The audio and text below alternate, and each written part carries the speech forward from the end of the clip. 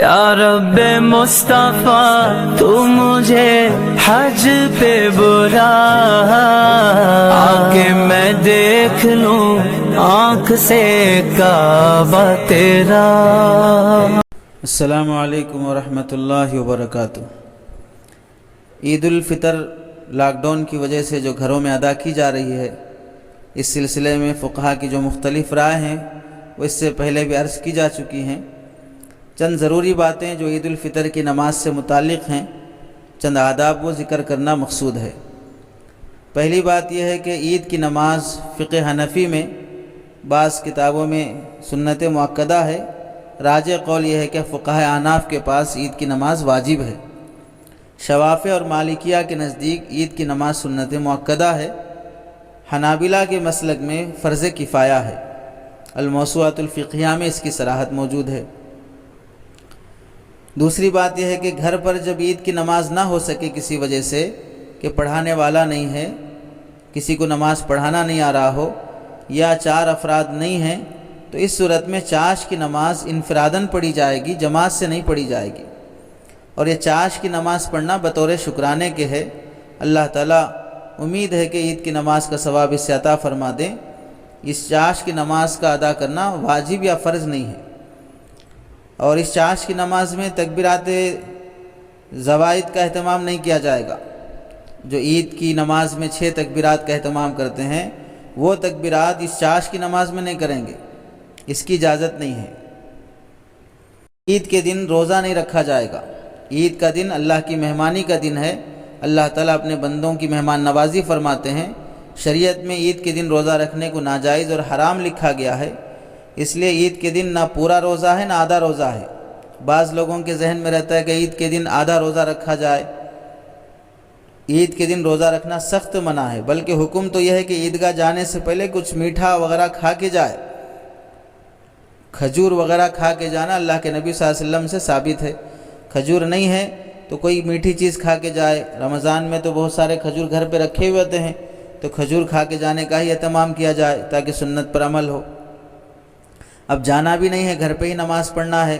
یا مسجد میں کہیں سہولت ہو تو وہیں پڑھنا ہے، تو بہرحال عید کی نماز سے پہلے کچھ نہ کچھ کھا لیا جائے اس سنت پر عمل کرنے کے لیے۔ عید کی نماز کے لیے اذان اور اقامت نہیں ہے۔ حضرت ابن عباس رضی اللہ تعالیٰ عنہما فرماتے ہیں کہ اللہ کے نبی نے ہمیں عید کی نماز پڑھائی بغیر اذان اور اقامت کے۔ حضرت ابو بکر رضی اللہ تعالیٰ عنہ، حضرت عمر رضی اللہ تعالیٰ عنہ اپنے زمانے میں عید کی نماز پڑھاتے تھے، اذان و اقامت نہیں ہوتی تھی۔ چوتھی بات یہ ہے کہ خطبہ مختصر کر لیا جائے، چونکہ ہر شخص خطبہ پڑھنا جانتا نہیں ہے اور لمبے خطبے یاد بھی نہیں رہتے ہیں۔ مختصر خطبہ کافی ہے، دیکھے بغیر پڑھنا بہتر ہے۔ اب اگر کسی کو ازبر یاد نہ ہو تو دیکھ کے بھی پڑھ سکتے ہیں، موبائل پر بھی دیکھ کے پڑھ سکتے ہیں، کسی کاغذ کتاب وغیرہ میں لکھا ہو وہاں سے بھی دیکھ کے پڑھ سکتے ہیں، کوئی مذائقہ نہیں ہے، نماز میں سے کوئی کراہت نہیں آئے گی۔ پانچویں بات یہ ہے کہ ایک شخص ہی خطبہ دے اور وہی شخص عید کی نماز بھی پڑھائے، یہ زیادہ بہتر ہے۔ اگر ایک شخص خطبہ دے دوسرا شخص نماز پڑھائے، یہ بھی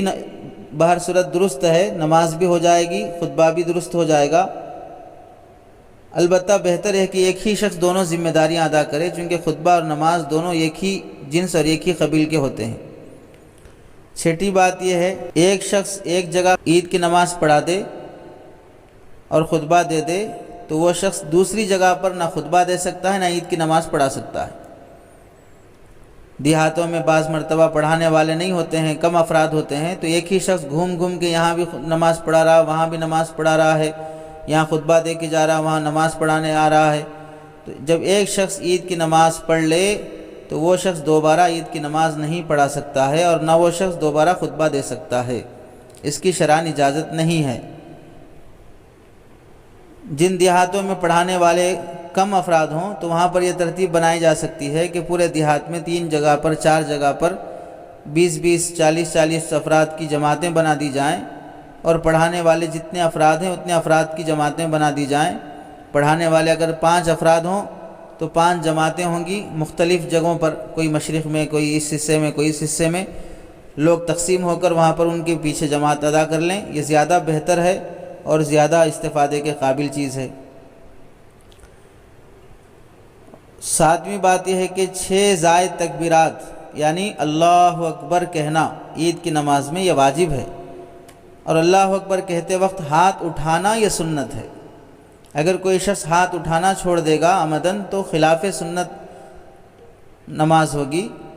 سجدے سہو وغیرہ واجب نہیں ہوگا۔ البتہ اللہ اکبر جو کہا جاتا ہے نماز میں، پہلی رکعت میں 3 زائد تکبیرات، دوسری رکعت میں 3 زائد تکبیرات، یہ اللہ اکبر کہنا واجب ہے، اسے عمدن نہ چھوڑا جائے۔ 8ویں بات یہ ہے کہ عام دنوں میں کسی وجہ سے عید کے دن اگر عید کی نماز ادا نہ ہو سکی عذر کی وجہ سے، تو دوسرے دن اجازت ہے کہ عید کی نماز زوال سے پہلے تک ادا کی جا سکتی ہے، مگر اب چونکہ گھروں میں ہی عید کی نماز ادا کی جا رہی ہے، کوئی عذر اب شرعاً نہیں ہے یہاں پر، تو اس واسطے اب اس کی گنجائش نہیں ہے کہ جان بوجھ کے عید کے دن نماز چھوڑ دی جائے اور اگلے دن اسے ادا کیا جائے۔ اگر چھوٹ جائے تو چاش کی نماز ہے، اگلے دن نماز کو مؤخر نہ کیا جائے۔ 9ویں بات یہ ہے کہ اگر کوئی شخص عید کی نماز میں تکبیرات کہنا بھول گیا، ایک تکبیر چھوٹ گئی، 2 تکبیریں چھوٹ گئی، یا تکبیرات ہی کہنا بھول گیا، بھولے سے رکوع میں چلا گیا، تو اس صورت میں اصل مسئلہ تو یہ ہے کہ جمعہ کی نماز میں اور عیدین کی نماز میں سجدے سہو نہیں ہے، مجمع کثیر ہوتا ہے، فتنے کا اندیشہ رہتا ہے، اس واسطے اگر کوئی واجب چھوٹ جائے یا واجب کی ادائیگی میں تاخیر وغیرہ ہو جائے تو فقہائے متاخرین نے یہ گنجائش رکھی ہے کہ سجدے سہو کے بغیر بھی نماز درست ہو جائے گی۔ لیکن اب چونکہ گھروں میں نماز ادا ہو رہی ہے، مجمع زیادہ نہیں ہے، 4-5 افراد ہی ہیں بہت زیادہ، یا 10-15 افراد ہی ہوں گے، ایسا مجمع تو نہیں ہوگا جتنا عام دنوں میں عیدگاہ میں ہوتا ہے یا جمعہ میں ہوتا ہے۔ اس صورت میں اگر تکبیرات چھوٹ جاتے ہوں یا واجب میں کچھ کمی کوتاہی ہو جاتی ہو تو سجدہ سہو کرنا واجب رہے گا۔ اب چونکہ فتنے کا اندیشہ ہونا جو علت تھی فقہا نے جو بیان کی تھی اب وہ علت نہیں ہے، اس واسطے تکبیرات چھوٹ جائیں یا بھول ہو جائے تو سجدہ سہو کرنا واجب رہے گا۔ محمود الفتاویٰ میں اس کی صراحت موجود ہے۔ اور 10ویں بات یہ ہے، اگر کوئی شخص 6 سے زائد تکبیرات کہہ دیا، 6 تکبیرات زائد کہنی تھیں، پہلی رکعت میں 3، دوسری رکعت میں 3، اگر کوئی شخص زائد کہہ دیا تو اس صورت میں بھی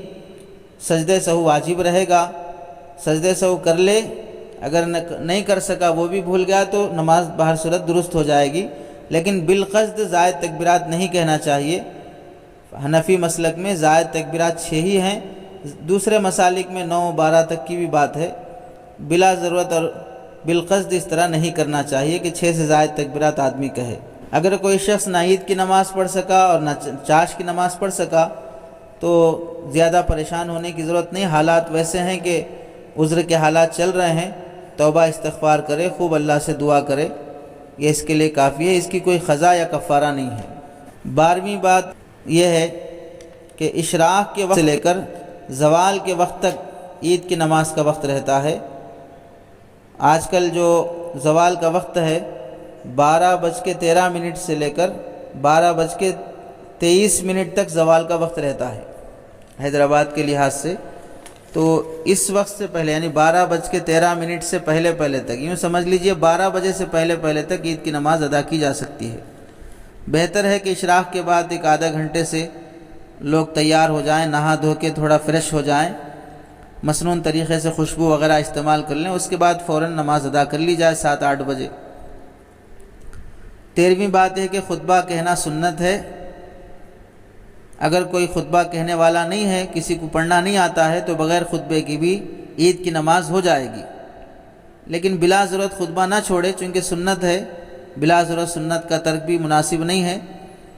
اور جب خطبہ دینے والا موجود ہے تو خطبے کا اہتمام کرے، اور جب خطبہ شروع ہو جائے تو سننا سب لوگوں کے لیے واجب ہو جاتا ہے، اس لیے دوران خطبہ ذکر یا گفتگو وغیرہ نہ کرے، توجہ کے ساتھ خطبہ سننے کا اہتمام کرے۔ 14ویں بات یہ ہے کہ خطبہ دینے کے لیے ممبر شرط نہیں ہے، گھر میں، ہال میں، جہاں پر بھی یا چھت پر جہاں بھی نماز پڑھی جائے گی وہاں پر ممبر ہونا شرط نہیں ہے، نیچے سب مسطح زمین پر کھڑے ہو کر خطبہ دے دیں، 2 خطبوں کے درمیان بیٹھنے کے لیے کوئی کرسی رکھ لیں بازو، اس کرسی پہ بیٹھ جائیں۔ 15ویں بات یہ ہے کہ عید کے بعد مصافحہ معانقہ، چونکہ اب بھی وبا وغیرہ کا اندیشہ موجود ہے تو اگر گھر کے ہی افراد موجود ہیں تو ان سے عام خوشی کا اظہار کیا جا سکتا ہے، اور اس موقع پر عید مبارک بولنے کے بجائے تقبل اللہ منا ومنکم اس دعا کا اہتمام کریں۔ اگر کوئی عید مبارک بولتا ہے تو بھی کوئی حرج نہیں ہے، یہ بھی دعائیہ جملہ ہی ہے جو اردو میں استعمال ہوتا ہے کہ عید تمہارے لیے برکت والی بنے، یہ کہنا مقصود رہتا۔ لیکن بہر صورت بہتر یہ ہے کہ یہ کہا جائے جو اسلاف سے منقول ہے، تقبل اللہ منا ومنکم، اس کا اہتمام کیا جائے۔ اور عید کے موقع پر باہر والوں سے، پڑوسیوں سے، رشتہ داروں سے گھروں پر حاضری دینا اور رشتہ داروں کے گھر جانا، مسافر معانقے کرنا، چونکہ وبا کے ماحول میں یہ اندیشے موجود ہیں تو اس لیے اس سے پرہیز کیا جائے۔ البتہ اس کی کوشش کی جائے کہ فون کے ذریعے سے ہر رشتہ دار کی خیر خیریت، عید کی خوشیوں میں ان کا حصہ اور ہدیہ تحائف وغیرہ پہنچانا اور خوشی کا بھرپور اظہار کرنا، اس کی ضرور کوشش کرنی چاہیے۔ اور یہ بھی ضروری ہے کہ عید کے موقع پر جس طرح ہم لوگ اپنے گھر میں اچھا کھانا بناتے ہیں، سیویاں بناتے ہیں، میٹھا بناتے ہیں، اپنے پڑوس میں جو غیر مسلم ہمارے دوست بھائی رہتے ہیں ان کے گھر بھی آج خوشی کے موقع پر انہیں کچھ میٹھا پہنچا دیں، کچھ کھانا پہنچا دیں، انہیں بھی اس خوشی میں شریک کر لیں، تاکہ ہماری خوشی میں دوسرے شریک رہیں تو نفرت کا ماحول ختم ہو، انہیں سمجھ میں آئے کہ مسلمان ہمیں اپنے غم اور خوشی میں شریک کرتے ہیں، یہ ہمارے اپنے ہیں، پرائے نہیں ہیں، اس لیے اپنے پڑوس میں جو غیر مسلم بھائی رہتے ہیں انہیں اس خوشی میں ضرور شریک کریں۔ اور آخری بات اس موقع سے یہ ہے کہ اب جو کچھ 2-4 روز بقیہ دن رہ گئے ہیں رمضان ختم ہونے کے، 4 دعائیں ذہن میں آ رہی ہیں کہ اس کا خوب اہتمام کیا جائے۔ ویسے تو ہر چیز اللہ ہی سے مانگنی چاہیے، چھوٹی ہو یا بڑی ہو، بقول حضرت مفتی تقی عثمانی صاحب دامت برکاتہم کے، ہر چھوٹی چیز اللہ سے مانگو اور ہر چھوٹی چیز پر اللہ کا شکر ادا کرو، اللہ کے قرب کا بہت آسان راستہ ہے، اور پھر اللہ کی طرف سے بہت نوازشیں ہونا شروع ہو جاتی ہیں، بہت انعامات ملنی شروع ہو جاتی ہیں۔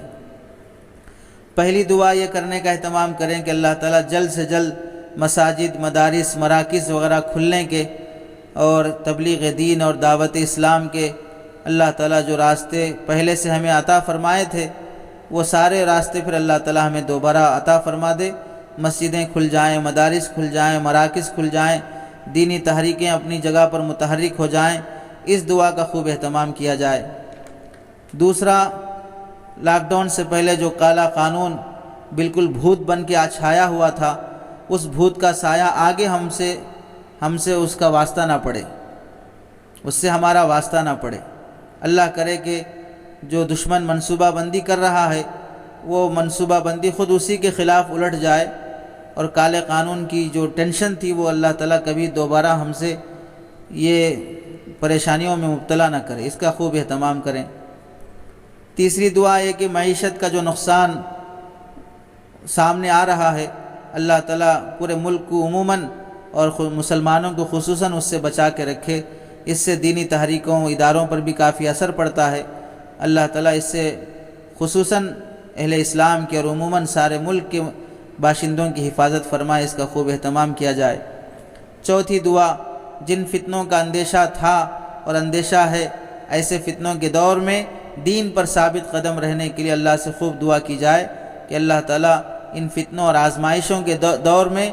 دین پر ثابت قدم رکھے، ہمارے قدم لڑکھڑا نہ جائیں اور کسی مرحلے میں ہم سے دین کا دامن نہ چھوٹے، اس کا خوب اہتمام کریں۔ اللہ سے دعا ہے کہ عمل کی توفیق نصیب فرمائے۔